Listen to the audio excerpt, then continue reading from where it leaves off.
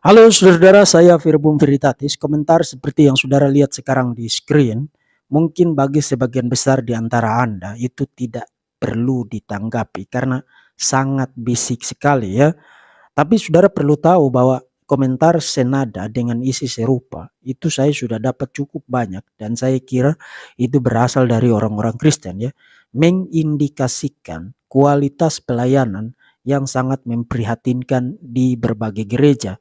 Jadi itu sebabnya saudara-saudara, saya tidak bosan-bosan mendorong Anda untuk menyebarluaskan informasi-informasi, materi-materi penting baik yang ada di channel ini maupun yang ada di channel-channel yang lain yang pengajarannya baik dari para apologet, para hamba Tuhan, membagikan itu kepada saudara-saudara seiman saudara, supaya mereka juga ikut bertumbuh di dalam pemahaman pengetahuan mereka akan iman mereka. Nah, saudara-saudara, waktu saya baca komentar ini, saya teringat propaganda masif yang disebarkan oleh Muslim di all over internet ya.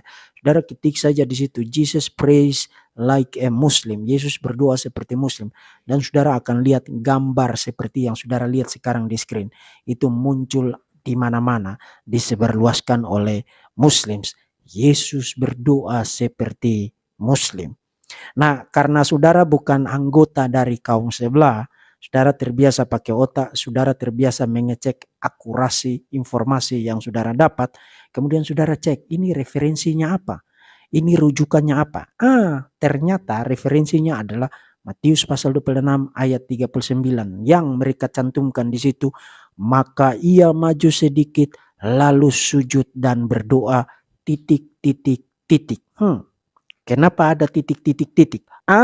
Ternyata isi lengkap dari ayat itu adalah maka ia maju sedikit lalu sujud dan berdoa katanya, ya Bapakku, jikalau sekiranya mungkin biarlah cawan ini lalu daripadaku, tapi janganlah seperti yang ku kehendaki, melainkan seperti yang kau kehendaki.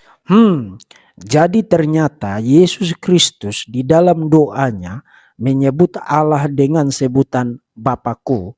Dan kalau Allah disebut Bapakku, berarti Yesus adalah anak dari Bapa, anak dari Allah.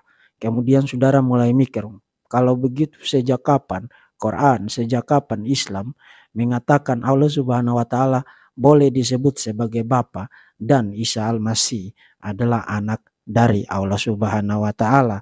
Mendadak saudara akan langsung lihat mereka tidak lebih dari para penipu tengik. Tapi lebih daripada itu saudara, saudara perlu ngerti cara operasi otak members dari kaum sebelah, anggota dari kaum sebelah.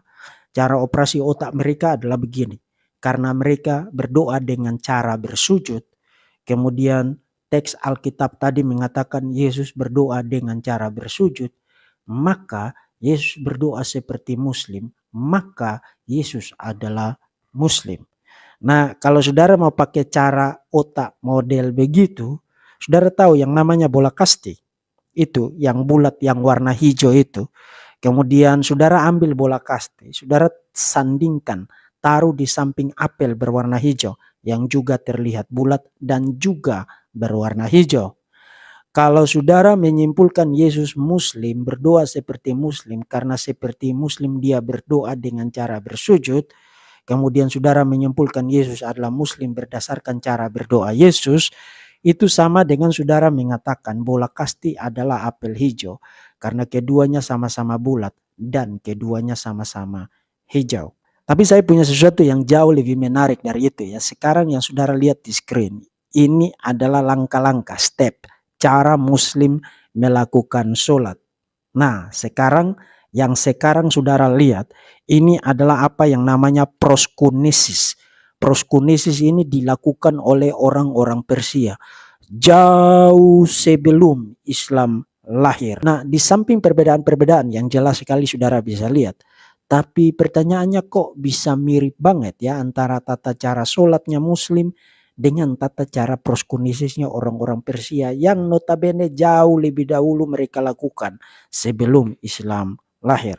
Nah, kalau menggunakan tata cara berpikir kaum sebelah tadi, kita harus menyimpulkan ternyata tata cara Muslim melakukan sholat itu niru, itu menjiplak dari tata cara proskonisisnya orang-orang Persia, kemudian setelah mereka jiplak itu mereka ubah sedikit supaya tampak berbeda. Nah, terlepas dari itu benar atau tidak, itu hanya ilustrasi saja menggambarkan proses dan cara berpikir kaum sebelah.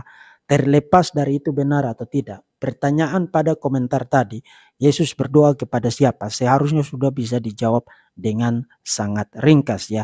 Yesus berdoa kepada Bapa, karena bahkan pada ayat yang tadi dikatakan, "Ya Bapakku, jikalau sekiranya mungkin, biarlah cawan ini berlalu daripadaku, tapi janganlah seperti yang ku kehendaki, melainkan seperti yang Engkau, Bapa, kehendaki." Jadi jelas ya, Yesus berdoa kepada Bapa.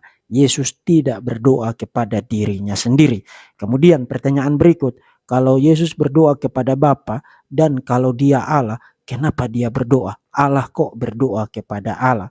Nah, itu pertanyaan bagus yang menggambarkan saudara tidak ngerti apa itu doktrin Tritunggal dan apa itu doktrin hypostatic union. Yesus itu satu pribadi dengan dua sifat, Allah sejati dan manusia sejati. Saudara, Yesus adalah inkarnasi dari pribadi kedua Allah Tritunggal, atau menggunakan istilah dari prolog pendahuluan Injil Yohanes, Yesus adalah inkarnasi dari Logos. Logos sang firman itu menjadi manusia. Jadi waktu dia menjadi manusia, dia itu satu pribadi dengan dua sifat, sifat Allah sejati dan sifat manusia sejati. Nah, sebagai manusia, Yesus tidak jadi manusia kemudian dia jadi manusia yang tidak punya Tuhan dan tidak percaya kepada Tuhan. Yesus tidak menjadi manusia durhaka. Yesus juga tidak menjadi manusia ateis, dan for sure pasti Yesus tidak pernah jadi mu'alaf, karena Islam baru lahir 600 tahun kemudian setelah Yesus lahir. Klaim Muslim bahwa semua nabi itu beragama Islam, itu hanya klaim sepihak.